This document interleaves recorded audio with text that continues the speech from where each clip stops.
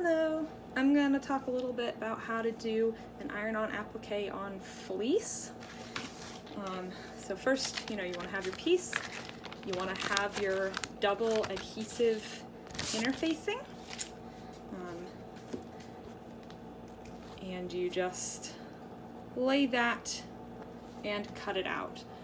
You can, of course, iron this part down first and then cut it out, but I like to save as many scraps as I possibly can because I'm doing a lot of little pieced appliques, so it's better to have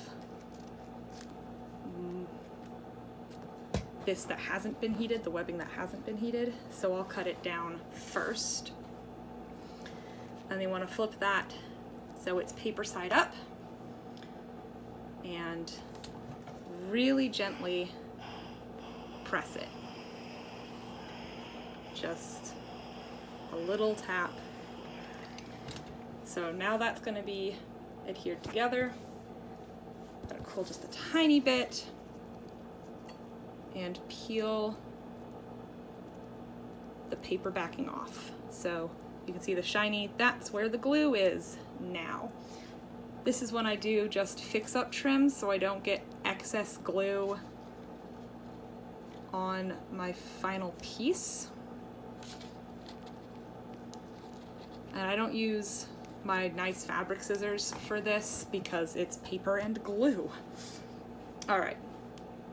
Then you lay down whatever piece you're going to be doing the applique on. You want to get it as flat as possible. Line up the piece with the glue and put a presser cloth and then very gently just press down.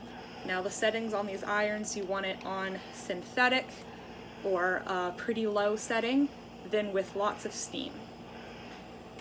Okay. And that's not gonna completely fuse it, so you could still pull it up at this point. As you can see, it separates, but it's tacky enough that it's not gonna fall off, so you know you have the position right.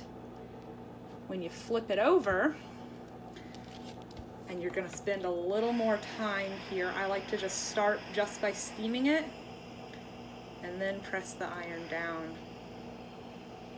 You want to keep it moving continuously so you don't end up with any iron marks.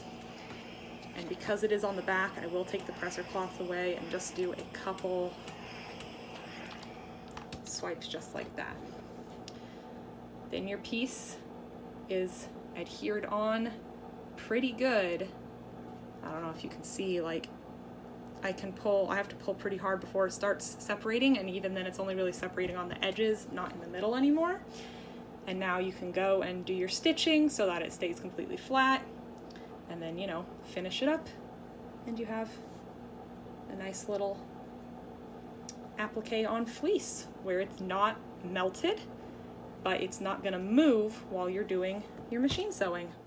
Now you're free to put it on the machine. It's pretty well on there, so it's not gonna move around while you're trying to sew. You don't have to worry about pinning it.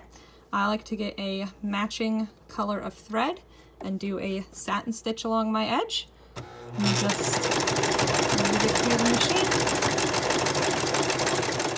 Here's what the finished piece looks like. As you can see, it's flat. It didn't bunch up. It's not bulging super awkwardly at the side. All the seams on the back are laying flat and properly. Of course, for me, this is actually an arm piece for a plush, so next I have to sew around it and flip it and all of that. But if you're doing this on a blanket or anything, you could finish and that would be it.